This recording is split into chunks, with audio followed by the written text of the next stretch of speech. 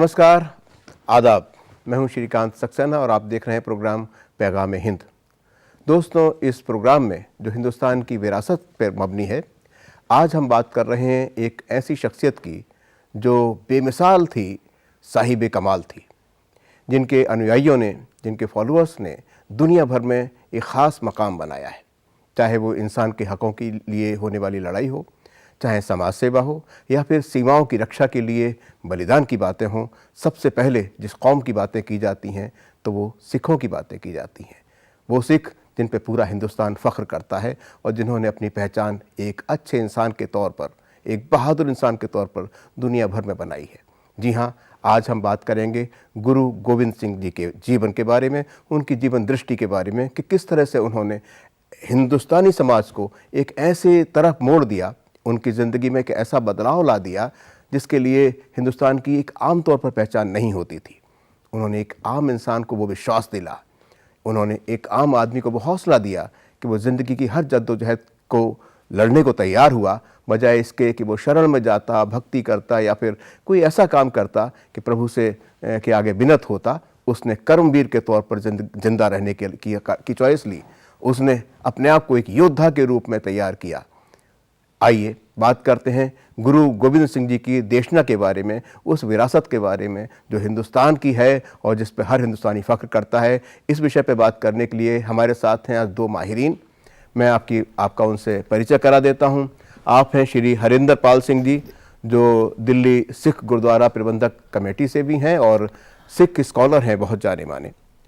इसके अलावा हमारे साथ हैं डॉक्टर ज्ञानचंद्र जी, जो वेदों का अध्ययन कर रहे हैं तकरीबन 50 वर्षों से। आपका स्वागत डॉक्टर ज्ञानचंद्र जी। आपने वेद के दृष्टि से बहुत सारे विद्वानों के बारे में बहुत सारी किताबें लिखी हैं, बहुत सी किताबें इनकी मंजर आम पर हैं। गुरु गोविंद सिंह इनके प्रिय सब्जेक्ट हैं, जिनके ऊपर एक किताब इनकी हाल में ही पब्लिश हुई है। सबसे पहले तो सिंह साहब, मैं आपसे जानना चाहूँगा कि भारतीय समाज की जो पहचान है वो आमतौर पर एक यानी भक्ति की तरफ उन्मुख रहने वाले समाज की तरफ थी।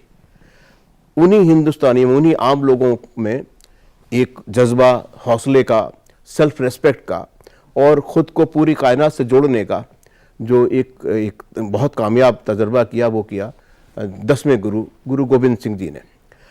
ये मुमकिन कैसे हुआ, एक तो ये, और दूसरी बात ये कि ये हम जब उनकी ज़िंदगी को देखते हैं तो बहुत पूरी ज़िंदगी, बहुत हालांकि तवील नहीं थी, 40-42 साल की उम्र में उनका इंतकाल हो गया, लेकिन उन्होंने इतने कम वक्त में इतने हज़ारों अनुयायी पैदा कर दिए कि आज दुनिया भर में उनका नाम है। ये कैसे मुमकिन हो पाया?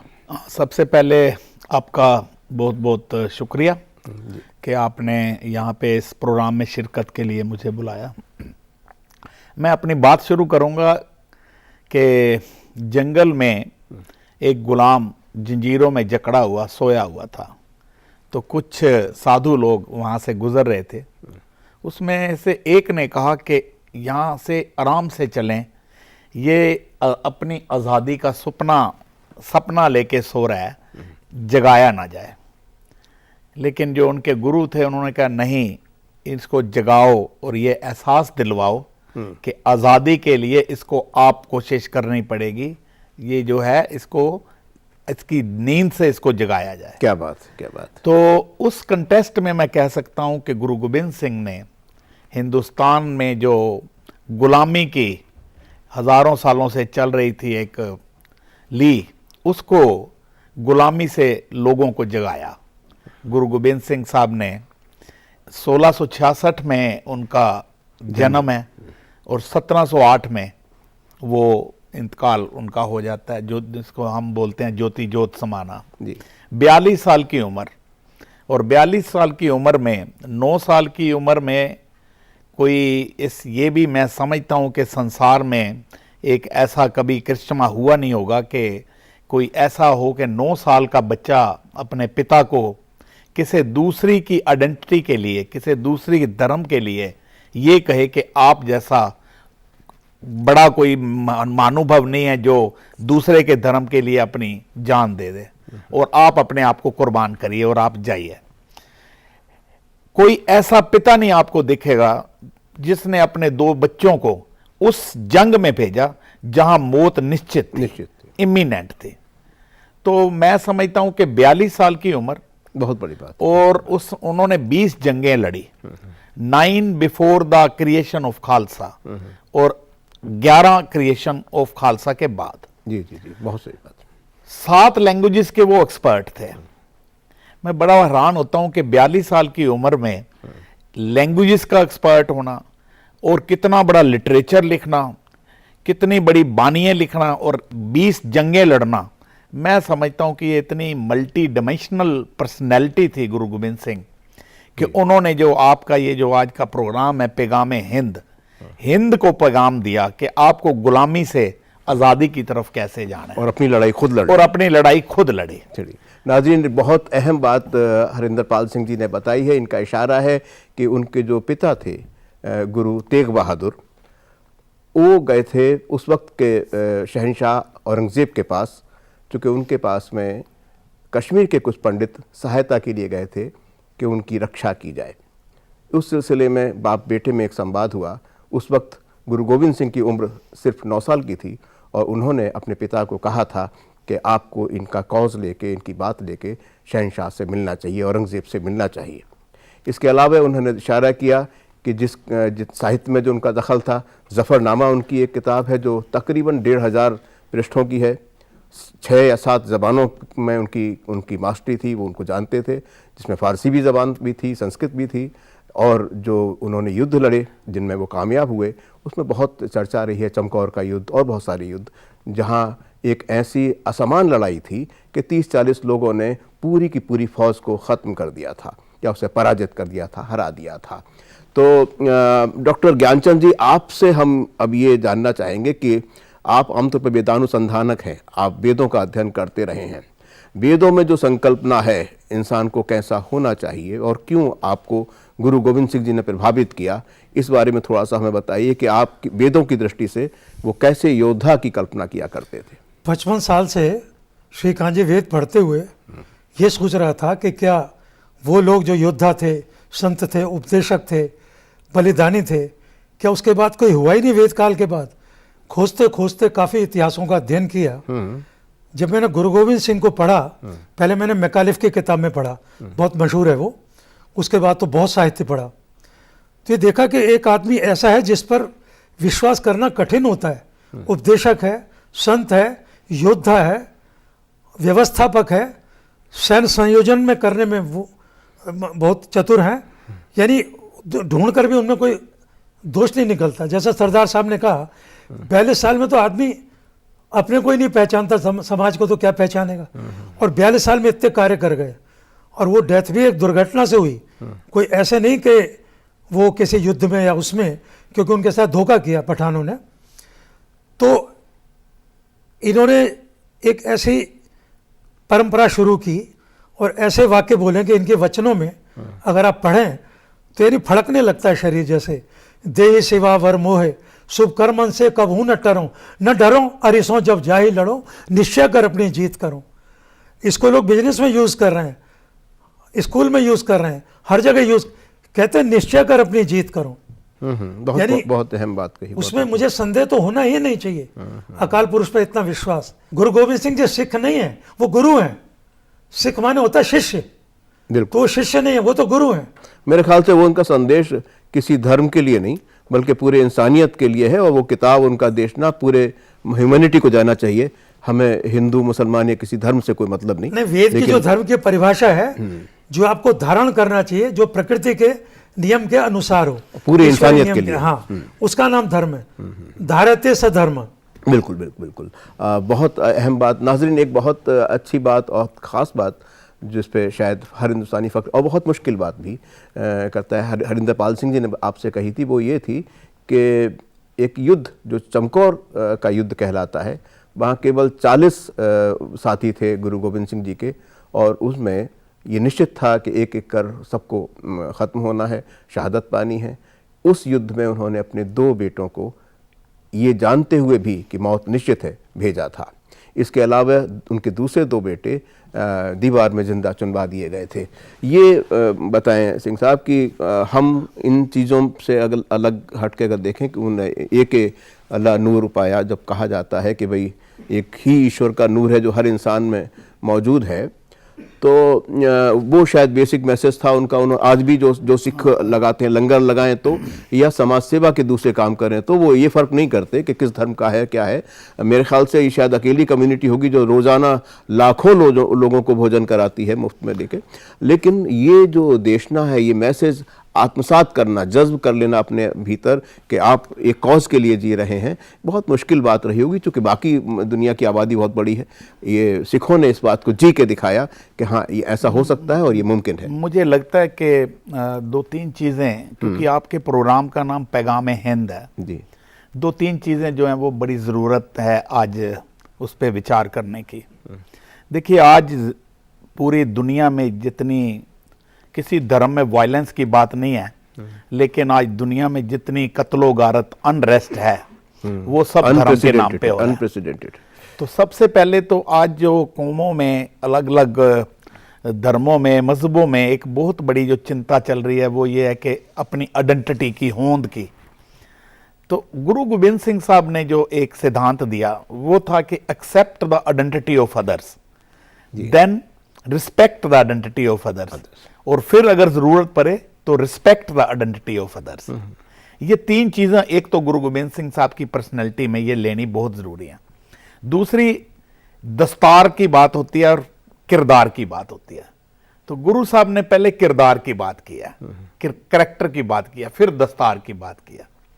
तीसरी, अभी आपने लंगर की बात कही, तो गुरु गोबिंद सिंह के बाद उनके जो अनिल भगत थे, बाबा बंदा सिंह बहादुर, उन्होंने पंजाब पे जो है वो कब्जा किया, मुगलों को वहां से डिफीट किया और पंजाब में राज किया। उसको खालसा राज बोले वो।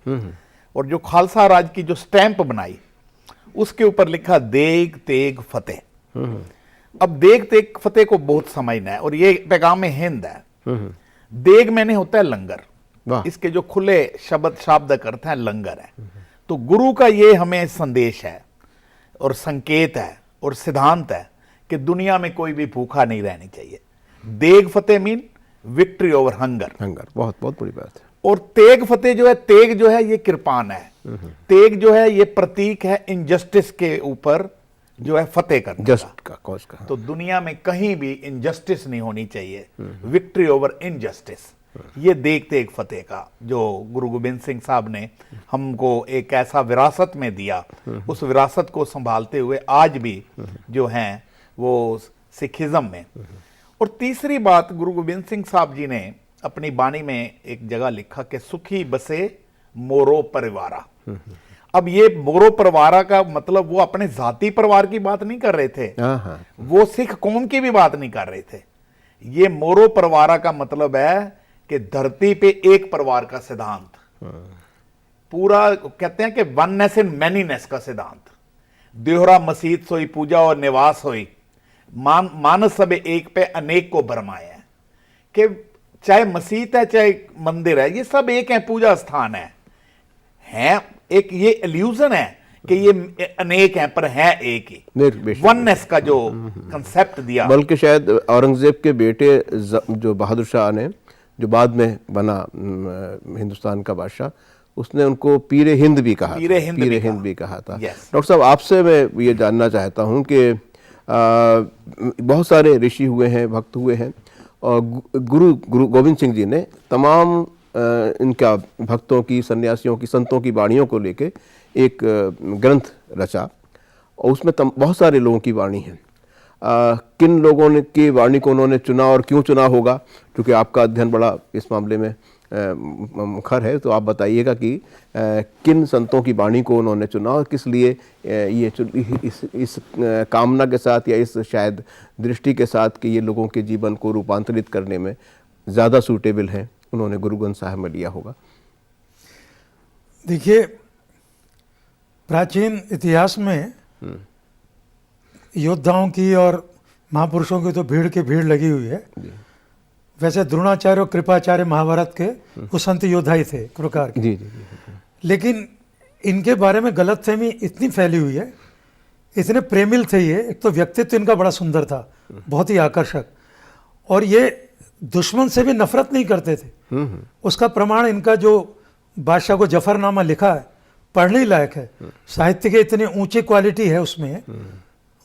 उसमें इन्होंने लिखा है कि मैं सबसे प्रेम करता हूँ, नफरत करता ही नहीं, लेकिन जब सारे चीज़ें रास्ते बंद हो जाएं तो तलवार उठाता हूँ।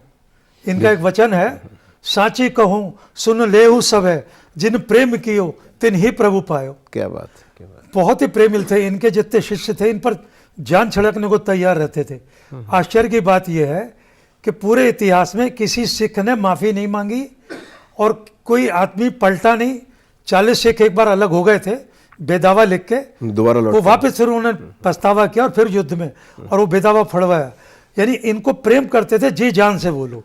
ये खाली नेता नहीं है, एक तरह से अवतार शब्द कहने में झिझक रहा हूँ। राम ने सीता के लिए युद्ध किया, कृष्ण ने अर्जुन के लिए पांडवों को राज्य दिलाने के लिए युद्ध किया। इनके सामने तो लक्ष्य एक ही था, धर्म उदाहरण और दुष्ट जनन को पकड़ी पछारण। ये इनके शब्द हैं, सिर्फ धर्म के और धर्म क्या, सिख कोई धर्म नहीं है, एक जीने का तरीका है। कैसे जिएं, सवेरे कैसे उठें, रात को कैसे सोएं, दिन में क्या करें, सारा प्रोग्राम गुरुजी ने बताया हुआ है अपने शिष्यों को, और वो पालन करना हर आदमी को लाभदायक है, हिंदू हो मुसलमान हो कोई हो। तो इनको किसी धर्म से बांधा नहीं जा सकता।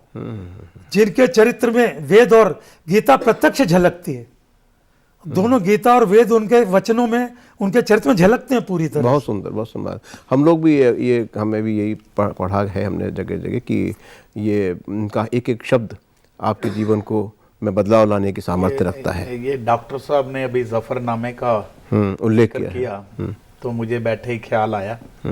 देखिए, आज वंस अपॉन ए टाइम कभी IQ की बात होती थी कि जो इंटेलिजेंट है उसी को आइडियल माना जाता था। तभी उसके बाद कुछ फिर EQ आ गया कि जो इंटेलिजेंस के साथ जो है वो इमोशंस भी होने चाहिए। आज 21st सेंचुरी में अब जो विद्वान लोग कहते हैं कि SQ होना चाहिए, स्पिरिचुअलिटी भी होनी चाहिए। क्या बात है। जफरनामा में आपको तीनों चीजें मिलेंगी। अच्छा। इंटेलिजेंस में इसलिए कह रहा हूं कि वो फारसी और अरबी के बहुत बड़े माहिर थे। इतनी खूबसूरती से उन्होंने अरबी में ये लिखा, जफरनामा फारसी में शायद, फारसी में, सॉरी। और दूसरा, इमोशंस ऐसे डाले कि औरंगजेब ने जब वो खत पढ़ के वो इतना इमोशनल हो गया तो उन्होंने गुरु गोबिंद सिंह साहब को इनवाइट किया, कम आओ और मेरे को मिलो आप। और गुरु साहब मिलने के लिए वापस भी चल पड़े थे, लेकिन आधे रास्ते पहुंचे तो औरंगजेब की जो है वो फौत हो चुके थे। और तीसरी स्पिरिचुअलिटी की बात थी, जो है अभी आपने जिन प्रेम कियो तिन ही प्रभ पाया कहा, तो उनका एक बहुत फेमस हो रहा है कि मानस की जात सब एक ही पहचान वो। तो ये IQ, EQ और SQ का जो ये जब मैंने गुरु गोबिंद सिंह साहब को मल्टी डिमेंशनल पर्सनैलिटी कहा तो वो उसका जो सोर्स यही था कि गुरु साहब एक भाई घनैया, ये जो रेड क्रॉस है इससे 170 साल पहले गुरु गोबिंद सिंह साहब जी के यहाँ रेड क्रॉस शुरू हो गया था। जंग में उनका एक अन्य भगत था भाई घनैया, जो मश्क में पानी लेके जंग में पानी पिलाता। और उन्होंने देखा लोगों ने कि जो सिख लोग जख्मी कर देते दुश्मनों को, ये उनको भी पानी पिलाते। इनकी शिकायत की गई 10वें पातशाह को, गुरु गोबिंद सिंह जी को। तो उनको समन किया गया। तो उन्होंने कहा कि आप ऐसा क्यों करते हो, क्योंकि सिखों ने इसके बाद की शिकायत की कि हम लड़के उनको जख्मी करते हैं, ये पानी पिला के फिर उनको खड़ा कर देते हैं। तो उन्होंने कहा जी मुझे तो हर जख्मी में, हर दुखी में आपकी शक्ल नजर आती है, इसलिए मैं पानी पिलाता हूं। गुरु साहब ने 10वें गुरु गोबिंद सिंह साहब ने उनको मलहम की एक शीशी दी कि आप जब पानी पिलाते हैं दुश्मनों को, उनको उनके जख्मों पे मलहम भी लगाएं। ये ऐसी पर्सनैलिटी थी गुरु गोबिंद सिंह। अभी इन्होंने बताया ना कि उनका कोई दुश्मन नहीं था, लेकिन जब जितनी जंगें उन्होंने लड़ी वो किसी सिद्धांत के लिए लड़ी, किसी संकेतों के लिए लड़ी, वो थी जुल्म के खिलाफ। वो नहीं चाहते थे कि मैं आपका अपना एक रुतबा है, आपका विश्वास है, आपको अपना विश्वास पे पूजा करने की आपकी अपनी पत्ती, आपको पूरा हक है, मुझे मेरी पूजा करने की पत्ती का हक है। मैं आपके विचार से सहमत नहीं हूं, इसका मतलब ये नहीं है कि मैं आपको जो है उसको जबरदस्ती अपने विचार आपके ऊपर थे थोपूं। ये थी protect the identity of others. तो इस सारे सिद्धांत को लेके जो हमारे गुरु नानक से लेके गुरु गोविंद सिंह तक ये सारी की सारी जो परंपरा चलती आई, ये सिद्धांत यही था, एक मानस की जात सब एक ही पहचान है। जो एक ओंकार का कंसेप्ट था वो वननेस एंड मैनीनेस है। तो वननेस एंड मैनीनेस का सिद्धांत जो है वो सिखिज्म का मैं समझता हूँ पिलर है, और उस पिलर पे आज तक जो है सिख फॉलो कर रहे हैं। बहुत बहुत बहुत बड़ी बात है। ये जो यूनिवर्सल मैसेज है डॉक्टर साहब, ये सिखिज्म की एक कहिए कि ख़ास पहचान है। अगर हम इस पूरी परंपरा को लें तो उन्होंने तमाम धर्मों को शुरुआत से, गुरु नानक के भी शिष्यों में सभी धर्मों के लोग थे, और इन्होंने भी अपने दुश्मनों को खासकर औरंगज़ेब से जब टकराव हुआ तो औरंगज़ेब को एक तरह मोहब्बत से जीता बाद में, और जिस उसने मारा था, उनको घाव किया छुप के, जमशेद शायद नाम था, तो उसको भी उन्होंने अपने शिष्यों को कहा इसको कुछ के उसको मारने से रोका, और उसकी औलाद को भी उन्होंने प्रोटेक्शन दिया था। तो अपने दुश्मन को माफ़ करने का जो तरीक़ा है वो गुरु या संदेश है गुरु गोविंद सिंह जी के जीवन से हमें मिलता है। लेकिन ये आप बताइए, पूरी हमारे नाज़रीन भी इस बात को जानना चाहेंगे कि ऐसी ही बातें दूसरे धर्मों के भी जो कहिए कि प्रणेता हैं, शुरू करने वाले हैं, उन्होंने भी कही हैं कि पूरी इंसानियत एक ही है और सब में एक ही ईश्वर बसता है। ये मैसेज जितने प्रभावी ढंग से, जितने असरदार ढंग से गुरु गोविंद सिंह जी के अनुयायियों ने पकड़ा और उसको आज तक वो फॉलो कर रहे हैं, ये दूसरे शायद उतनी गंभीरता से उनको नहीं ले पाए। आज हम ये देखते हैं कि जब कभी भी बहादुरी की बात होती है, सीमा पे हो, तो नंबर 1 पे सिख आ जाते हैं। कहीं पे नेचुरल कैलेमिटीज़ हो, प्राकृतिक विनाश हुआ हो, तो ये फ़र्क करे बगैर कि वो हिंदू हैं, मुसलमान हैं, ईसाई हैं या जीव हैं, क्या हैं, वो उनकी खिदमत के लिए, उनकी ज़िंदगी को बचाने के लिए सिख दौड़ पड़ते हैं और हर तरह से उनकी मदद करते हैं। और अगर सिखों में, मैंने जैसे पहले भी कहा कि कहीं कोई भीख मांगता हुआ नज़र नहीं आएगा। अगर कोई आदमी कमज़ोर है तो हाथ उसको बढ़ाते हैं कि भाई उसको ऊपर उठाने की कोशिश करते हैं। इतने अच्छे जीवन मूल्यों को लेके सिख जी रहे हैं, और ये बात जो है वो गुरु गोविंद सिंह जी की देशना की वजह से। बात और ऐड करना चाहूँगा। आमतौर पे गुरु गोविंद सिंह साहब ने जो जंगें लड़ी उसमें मजहबी रंग दे देते हैं लोग कि वो मुसलमानों के खिलाफ थी। तो इसके लिए मैं ज़रूर कहूँगा कि आपको ये भी बताऊंगा कि गुरु गोविंद सिंह साहब की फौज में मुसलमान भी होते थे। जितनी भी जंगें लड़ी वो जुल्म के खिलाफ लड़ी। दूसरी बात यह है कि जो भाषा की बात मैं एक जरूर करना चाहूँगा कि जो भाषा है ये इंसानियत को, इंसानों को जोड़ने के लिए होती है, तोड़ने के लिए नहीं होती। लेकिन यहाँ पे हमारे इस देश में भाषा के नाम पे मजहबी जो बड़े जो हैं आपस में तकरारें हुई और आपस में जो है लड़ाइयाँ भी हुई, तो उसमें मैं ये कहता हूँ कि हिंदू लोग संस्कृत को दैवी भाषा मानते हैं और मुसलमान लोग इस्लाम में जो है अरबी भाषा जो है वो दैवी भाषा मानी जाती है। लेकिन गुरु गोविंद सिंह साहब ने, क्योंकि मैंने पहले कहा ये बहुत बड़े विद्वान थे, इन्होंने जाप साहब में परमात्मा की उस्तत में, उसको मैं यूनिवर्सल प्रेयर बोलता हूँ, परमात्मा की उस्तत लिखी है जाप साहब में। वहां पे एक बात एक आता है कि नमस्तम रहीमे रमस्तम नमस्तम करीमे। अब आप देखिए, नमस्तम वर्ड ये संस्कृत का वर्ड है और वैदिक ट्रेडिशन है। रहीमे और करीमे अरेबिक वर्ड है और ये इस्लामी ट्रेडिशन है। परमात्मा का जो है उपमा कर रहे हैं, उसमें भी दोनों भाषाओं को जोड़ के एक ऐसी रंगत दी इंसानियत की और आपसी जो है मेल जोल की, कि ये उनके ही मैं बोलता हूं कि ये उनकी ऐसी ये शख्सियत थी कि उन्होंने भाषा के नाम पे भी जो लड़ते थे उनको भी एक करने के लिए अपनी बाणी में ऐसे ये उन्होंने लिख दिया। नाज़रीन, बहुत अच्छी जानकारी हमारे माहिरीन दे रहे हैं। आपने गुरु गोविंद सिंह जी की देशना को, उनके संदेश को बहुत विस्तार से हमें बताया है। ये बात इतनी इंटरेस्टिंग है, इतना इसको जानने में अच्छा लग रहा है कि इस प्रोग्राम को जारी रखेंगे। इस शुमारे में अभी इतना ही। फ़िलहाल हमें इजाज़त दीजिए। नमस्कार, आदाब। नमस्कार, आदाब। मैं हूं श्रीकांत सक्सेना और आप देख रहे हैं प्रोग्राम पैगाम हिंद। दोस्तों, इस प्रोग्राम में जो हिंदुस्तान की विरासत पर मबनी है, आज हम बात कर रहे हैं एक ऐसी शख्सियत की जो बेमिसाल थी, साहिब कमाल थी, जिनके अनुयायियों ने, जिनके फॉलोअर्स ने दुनिया भर में एक ख़ास मकाम बनाया है। चाहे वो इंसान के हक़ों के लिए होने वाली लड़ाई हो, चाहे समाज सेवा हो, या फिर सीमाओं की रक्षा के लिए बलिदान की बातें हों, सबसे पहले जिस कौम की बातें की जाती हैं तो वो सिखों की बातें की जाती हैं। वो सिख जिन पे पूरा हिंदुस्तान फ़ख्र करता है और जिन्होंने अपनी पहचान एक अच्छे इंसान के तौर पर, एक बहादुर इंसान के तौर पर दुनिया भर में बनाई है। जी हाँ, आज हम बात करेंगे गुरु गोविंद सिंह जी के जीवन के बारे में, उनकी जीवन दृष्टि के बारे में कि किस तरह से उन्होंने हिंदुस्तानी समाज को एक ऐसे तरफ मोड़ दिया, उनकी ज़िंदगी में एक ऐसा बदलाव ला दिया जिसके लिए हिंदुस्तान की एक आम तौर पर पहचान नहीं होती थी। उन्होंने एक आम इंसान को वो विश्वास दिला, उन्होंने एक आम आदमी को वो हौसला दिया कि वो ज़िंदगी की हर जद्दोजहद को लड़ने को तैयार हुआ, बजाय इसके कि वो शरण में जाता, भक्ति करता या फिर कोई ऐसा काम करता कि प्रभु से के आगे विनत होता। उसने कर्मवीर के तौर पर जिंदा रहने की चॉइस ली। उसने अपने आप को एक योद्धा के रूप में तैयार किया।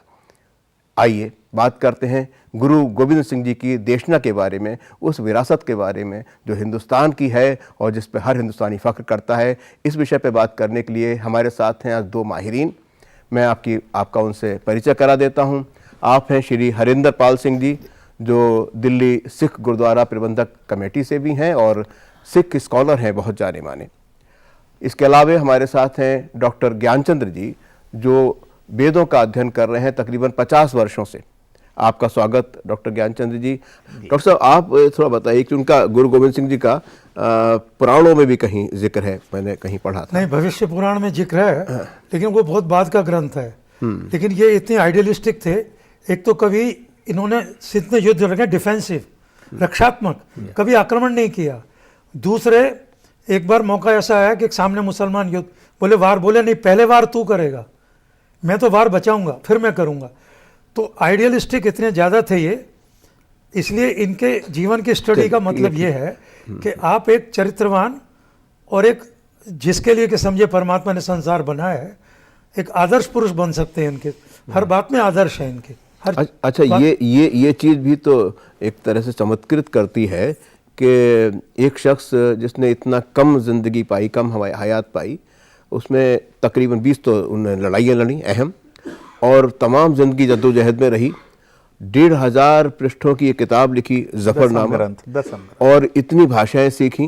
ये चीज़ कुछ ऐसी है जो अविश्वसनीय सी लगती है। कैसे मुमकिन हुआ होगा ये सब कुछ? इनमें पूरे गुण हैं, एक भी इनमें अवगुण नहीं ढूंढने से। एक बार आर्य समाजियों ने क्या किया कि किताब लिखवाई एक विद्वान से कि इनकी जीवनी लिखो, इनकी कमियां ढूंढो। वो तो सिख बन गया, उसको इतने उसमें ढूंढते ढूंढते अवगुण मिला ही नहीं। और उनकी किताब है, लाल रंग की किताब वहाँ मिलती है अमृतसर से। कमाल का वो आर्य समाजी तो कहता, मैं तो दंग रह गया कि दयानंद जी ने जो बाद में कहा तो पहले सारा कुछ कर चुके हैं। गुरु गोविंद सिंह, एक अकाल पुरुष, एक पुरुष, मूर्ति पूजा नहीं, ये कर्म कांड नहीं, फला कर्म कांड नहीं, ढिमका नहीं। इतना सीधा, इसको धर्म क्या कहे, इसको बिल्कुल जीने का तरीका, कैसे जिए, क्या खाएं, क्या पिए, क्या नहीं करें। यानी माधवदास जो बैरागी था, वो हिंदू धर्म का एक बहुत बड़ा स्तंभ था। माधवदास बैरागी, उसको बंदा सिंह बना दिया। तो इनके चरित्र को तो आप जितना स्टडी करेंगे आपको विश्वास नहीं होगा कि आदमी जमीन पर था और 42 साल में वो काम करेगा जो 42 साल में कोई नहीं कर पाता। तो आश्चर्य होता है, ताज्जुब होता है। लेकिन रिकॉर्ड मौजूद है उनके काल के, सारी चीज़ें मौजूद हैं, निशान मौजूद हैं। और इन्होंने एक बड़ी अजीब बात कही थी कि जो हमको परमेश्वर उच्चारी वो नरक कुंड में पड़ेगा। पूजा करने नहीं दी अपनी, और कहा हमारे चिन्ह मत बनाना।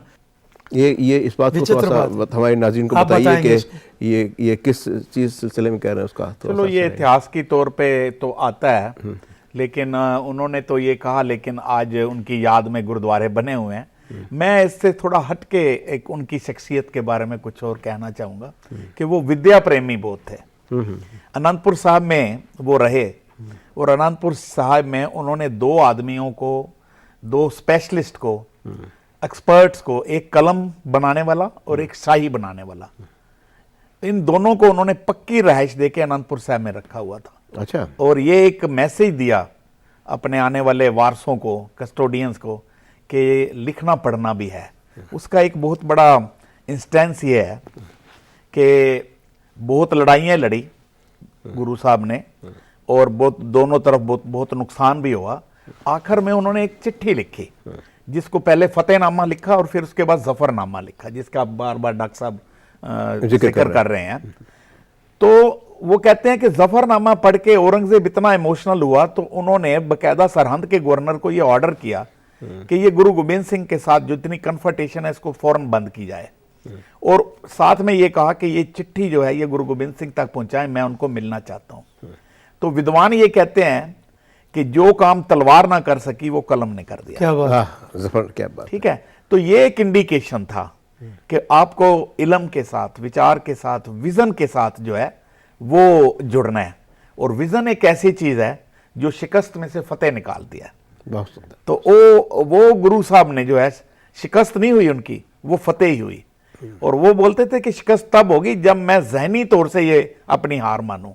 जब अकेले भी रह गए, ये चमकौर की जंग के बाद जब किला छोड़ा तो अकेले थे, तो उन्होंने एक वहां पे एक शब्द जो है वो उचारा था कि मित्र प्यारे नु हाल मुरीदां दा कहना। उस वक्त भी वो इतने इमोशनल स्ट्रोंग थे कि उस वक्त भी वो परमात्मा को याद करके यही कह रहे थे, मुझे तू जो है मेरे जहन से मत निकल, चाहे दुनिया फिजिकली मैं अकेला अभी हूं, लेकिन वो तभी भी परमात्मा का साथ ले रहे थे।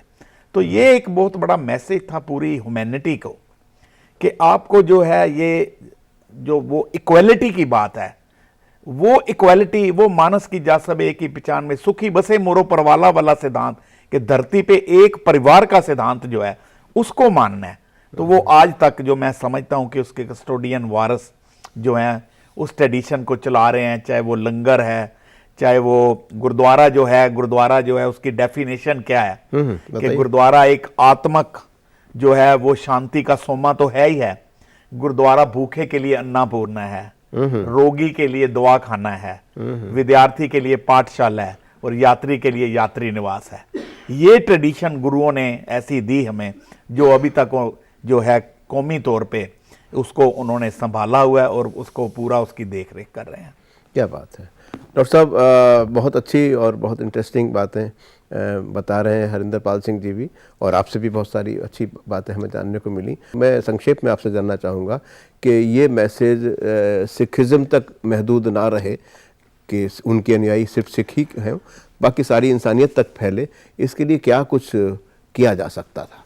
असल में सिख इज्म बनने के बाद बात जरा कुछ और हो गई। इज्म है नहीं, ये एक्चुअली इज्म है ही नहीं, ये पंथ भी नहीं है, धर्म भी उस ढंग से नहीं है जो भाषा आजकल यूज़ करते हैं। मैं तो देखिए 50 साल से वेदों में घुसा हुआ हूँ, तो इनको वेद मूर्ति कहूँ तो मेरे लिए छोटा वर्ड लग रहा है बहुत। वेद मूर्ति कहना भी छोटा वर्ड लग रहा है। जो आइडियल्स वेद में दिए गए आर्य के, पक्के आर्य हैं ये, जिनको कहना है शुद्ध आर्य, जिनमें कोई मिलावट का नाम निशान भी नहीं है। और ये चूंकि मैं सिख नहीं हूँ तो मेरे अंदर आप वैसा भक्तिभाव नहीं पाएंगे कि जो बिना अध्ययन किए हो। मैंने इनको अध्ययन किया है, 20-25 साल हो गए गुरु जी का अध्ययन करते हुए। तो अगर एक एक घर में, एक एक स्कूल में, एक एक कॉलेज में इनके चरित्र को पढ़ाया जाए तो जो आज की समस्याएं हैं वो सारी इनके चरित्र से सुधर सकती हैं, क्योंकि इनके चरित्र में कहीं कोई ऐसा बंधन नहीं है जिसको आप कहें कि भाई ये हम नहीं कर सकते। कोई ऐसी चीजें जो आपको करने में दिक्कत हो। सिंह साहब, संक्षेप में थोड़ा सा बताइए कि क्या किया जा सकता है कि उनके कि ये जो दरख्त है, ये जितना इसकी ऊंचाई होती है उसकी जड़ें भी उतनी नीचे तक धरातल तक जाती हैं। ये कुदरत का नियम है, बिल्कुल। ये जीवन पे भी लागू होती है कि गुरु गोबिंद सिंह साहब ने जो इतनी हमें, चाहे वो विद्या की बात है, चाहे वो वीर रस की बात है, चाहे वो इंटेलिजेंट की है, चाहे वो इमोशनल है, स्पिरिचुअल है, ये जितना मनुष्य को ऊपर उठना है उतना उसको अंदर ज्ञान भी चाहिए, वो उसमें वीर रस भी चाहिए। और दुनिया में जो है वो जो मानस की जात सब एक ही पहचान, वो का जो मैसेज दिया है, उस मैसेज को जिंदा रखना, मैं समझता हूँ इससे बड़ा पैगाम हिंद कुछ हो नहीं सकता है। बेशक। और ये इस ट्रेडिशन की जो हज़ारों सालों से ये ट्रेडिशन हमें हमारे पैगंबरों ने, गुरुओं ने दी है, उस ट्रेडिशंस को कायम रखना चाहिए। और आज जो हालात हैं वो हालात चिंताजनक हैं, चाहे वो हमारी जनरेशन की बात हो, चाहे वो पूरी हिंदुस्तानियों की बात हो, कि जो आपसी जो रंजिशें हैं, इन रंजिशों को ख़त्म करके जो है हमारे गुरुओं ने जो हमें पैगाम दिए, जो हमें एडवाइजेस दी, हम उन पे ऊपर चलें ताकि एक अच्छा समाज क्रिएट हो सके। और जो औरत के लिए, स्त्री के लिए हमारे चाहे गुरु नानक हों सो क्यों मंदा आकी जित जब मेरा जान, चाहे गुरु गोबिंद सिंह हो, जो या मजहबी भी बात है कि गुरु नानक के एक तरफ बाला थे एक तरफ मर्दाने थे, इससे बड़ा सेकुलरिज्म कोई हो नहीं सकता। इसी तरह गुरु गोबिंद सिंह जी भाई नंदलाल जो थे वो उनके साथ थे, इतने बड़े वो इंटेलेक्चुअल थे। तो मैं ये समझता हूँ मुसलमान उनकी जो थे वो उनके फौज में थे। गुरु अपने जो हमारे दरबार साहब हैं, जिसको हम गोल्डन टेम्पल भी बोला जाता है, उसकी जो नींव थी वो मियाँ मीर ने रखी थी। साईं मियाँ मीर बहुत बड़े सूफी संत थे। तो ये सेकुलरिज्म का संदेश ऐतिहासिक तौर पे भी है और स्पिरिचुअलिटी की तरफ तौर पे भी है। एक बात जो है वो मुझे एक थोड़ा सा मेरा स्वार्थ ये हो रहा है कि इस प्रोग्राम के बीच में हम कहीं ये जिक्र नहीं कर पाए थे कि औरतों के बारे में उनका ख्याल, क्योंकि ये बात गुरु नानक ने भी कही थी और उनको जो इज़्ज़त और जो उनका एहतराम करने का मैसेज भी एक बहुत अहम गुरु गोविंद सिंह जी ने भी दिया। उस बात को ज़रूर एक बार उसमें तो जब अमृत का 1699 में बैसाखी वाले दिन जो 5 मरजीवड़ों को 5 प्यारे बनाया, 5 प्यारे बनाए गए, 5 प्यारे बनाया, उसमें उन्होंने जो जब अमृत बना रहे तैयार कर रहे थे तो उसमें माता साहिब कौर, जिसको मदर ऑफ खालसा बोलते हैं, उनसे पतासे बीच में डलवाए कि अब उसको मीठा करने के लिए पतासा जो मीठा, एक चीनी आप समझ लो मीठा, उनसे डलवाए कि उनकी भी साथ में। सबसे बड़ी बात यह है कि हमारा पूरा जो गुरु ग्रंथ साहब है ये भी जो है ये फीमेल और जो परमात्मा और आत्मा का डायलॉग है, तो ये फीमेल बन के किया हुआ है। और एक बात समझ लें कि गुरु साहब में जो जेंडर न्यूट्रल थे, वो जितने हक उन्होंने एक इंसान को दिए उतने स्त्री को भी दिए। चाहे अभी ये बात की इन्होंने वो बेदावा वाली बात की, 40 सिख जो बेदावा लिख के, उनको सीधे रास्ते किसने डाला? माई भागो ने, वो स्त्री थी, मैसेज भेजा उन्होंने। या पहली जो गुरु नानक की सिख बेबे नानकी थी, माता सुंदरी गुरु गोबिंद सिंह साहब के वाइफ। यहाँ 40 साल दिल्ली में जो माता सुंदरी गुरुद्वारा है, after the death of Guru Gobind Singh ji 40 साल रहे और 40 साल पूरी कौम को वो सरपरस्ती देते रहे। तो ये जो स्त्री का जो स्टेटस है इन सिखिज्म, वो हमेशा जो है वो आदमी से भी ज्यादा उसको अहमियत मिली है। क्या बात है। नाज़रीन, बहुत एक अहम बात हरिंदर पाल सिंह जी ने बताई। ये उस घटना का जिक्र कर रहे हैं जब 40 अनुयायी गुरु गोविंद सिंह जी के उनको छोड़ के अलग हो गए थे। उन्होंने शायद उतना मुश्किल जीना मुश्किल लगा होगा उनको कि इसको इस तरह ज़िंदगी जीना मुश्किल है, लेकिन जब महिलाओं ने, औरतों ने उनको धिक्कारा कि आपको, क्योंकि गुरु जुल्म के खिलाफ लड़ रहे हैं, सच्चाई के लिए लड़ रहे हैं, तो आपको उनका साथ नहीं छोड़ना चाहिए, तो वो तमाम 40 के 40 लोग दोबारा गुरु जी के साथ में आ गए थे। चलिए, एक बात डॉक्टर साहब आपसे चलते चलते पूछते हैं कि गुरु जी के जीवन का कोई ऐसा पक्ष जो हमारे चर्चा में ना आया हो और आपको आपके जहन में आ रहा हो, वो बताइएगा। बहुत बड़ा पक्ष है कि नारियों को बहुत जितना बढ़ाया, नारियों की बुरी हालत थी हिंदू समाज में, उन्होंने बराबरी का दर्जा दिया, विधवा विवाह शुरू किया और कन्या को वो मन किया, वो बहुत ही बड़ी बात है जो आज भी पूरी हो नहीं पाई है। मतलब आर्य समाज जब वहाँ गया पंजाब में तो उनको बड़ी आसानी रही, क्योंकि काफ़ी काम गुरुजी कर ही चुके थे सारा। सिंह साहब, अब आप बताइए कि जो जज्बा अपने मुल्क के लिए, मुल्क से आशय ज़मीन का टुकड़ा नहीं है जाहिर है, बल्कि अपने लोगों के लिए भी, क्योंकि कुल मिला के एक कौम बनती है, एक राष्ट्र बनता है, उस बारे में हुब्बुल वतनी के लिए ख़ास तौर पे गुरु गोविंद सिंह जी का संदेश क्या है? मैं समझता हूँ कि सबसे पहले तो जो गुरु ग्रंथ साहब है, ये ही एक बहुत बड़ा, मैं वननेस ऑफ मैनीनेस की बात जो कह रहा हूँ कि हर मज़हब का, हर ऊंच नीच का, अमीर गरीब का, सबको एक तरफ छोड़ के गुरु ग्रंथ साहब belongs to whole humanity. Guru Gobind Singh साहब की भी जितनी भी जो इतिहास है, चाहे वो उनका जीवन है, वो टोटल जो था वो यही था, universal welfare and universal concern. तो मैं समझता हूँ कि इससे बड़ा देश प्रेम क्या हो सकता है कि जिस वतन में वो पैदा हुए, जिस मिट्टी में से वो पैदा होके बड़े हुए, उस वतन के लिए उन्होंने अपना पूरा परिवार, पूरा सरबंस जो है वो कुर्बान कर दिया। इससे बड़ा देश प्रेम तो कोई हो नहीं सकता। माने इंसान में ऐसा जज्बा रहे कि वो समष्टि के लिए, पूरे इंसानियत के लिए कुछ भी बलिदान करने को हमेशा तैयार। पूरा सिखिज्म ही इंसानियत के लिए पैदा हुआ और इंसानियत के लिए ही जो है वो अपनी जो है, इसको मैं बोलता हूं कि डाइंग कल्चर। देखिए धर्म जो है वो होता है दूसरों के लिए जीना, लेकिन गुरु गोविंद सिंह साहब ने दूसरों के लिए मरने की जो एक कल्चर पैदा किया, इसको डाइंग कल्चर है, वो पैदा किया, जो वो एक नए मनुष्य को जो है उन्होंने क्रिएट किया, a new man created, that call Khalsa. ये सवाल डॉक्टर साहब आपसे भी कि देश प्रेम के लिए, चूंकि आमतौर पे ये मान लिया जाता है कि राष्ट्र का मतलब एक भौगोलिक इकाई है, एक ज्योग्राफिकल एंटिटी है, जबकि इससे ज़्यादा एक नेशन जो होता है उसमें रहने वाले लोग, चाहे वो कितने भी तरह तरह के आस्थाओं वाले हों, वो सब मिल के एक कौम में एक राष्ट्र का निर्माण करते हैं। ऐसे लोगों के लिए आपने जैसे अभी कहा कि गुरु गोविंद सिंह एक मिसाल हैं, एक उदाहरण है, उनके कोई संदेश जो पूरे देश में और देश प्रेम के नज़रिए से लागू होता हो, वो थोड़ा सा बताइए। देखिए, उनके संदेश को निचोड़ करके अगर आप देखें तो 3 चीज़ें, हेल्थ पर बहुत ज़्यादा ध्यान दिया उन्होंने और वेल्थ पर ध्यान दिया, शस्त्रों को ईश्वर के समान बताया, हथियारों को, उनका एक स्तोत्र है पूरा लोहे के शस्त्रों के ऊपर। तो हेल्थ, वेल्थ और विजडम, यानी स्वास्थ्य, सन्मति और संपत्ति, ये 3 चीज़ें उन्होंने कहा कि जीवन में बहुत ज़रूरी हैं, लेकिन इनको आदर्श के अंदर रहते हुए करना है, आदर्श से बाहर निकल के नहीं करना है। अगर गुरु गोविंद सिंह चाहते तो बहुत बड़ा साम्राज्य स्थापित कर सकते थे, अगर वो थोड़ा छल कपट कूटनीति का प्रयोग करते, जो कि उन्होंने नहीं किया क्योंकि वो संत थे। नहीं तो जो उनके गुण थे, वो एक बहुत बड़ा पूरे भारत का राज्य करने लायक, पूरे विश्व का राज्य करने लायक उनमें सामर्थ्य थी, लेकिन उन्होंने कोई ऐसा काम नहीं किया जिसको, जैसे हमारे कृष्ण कूटनीति वगैरह सब, लेकिन उन्होंने कूटनीति, चालाकी, छल कपट बिल्कुल प्रयोग नहीं किया। साफ खुले हुए एक आदमी थे, जो उनका करनी वो जो उनकी कहनी, जो उनकी कहनी वो उनकी करनी।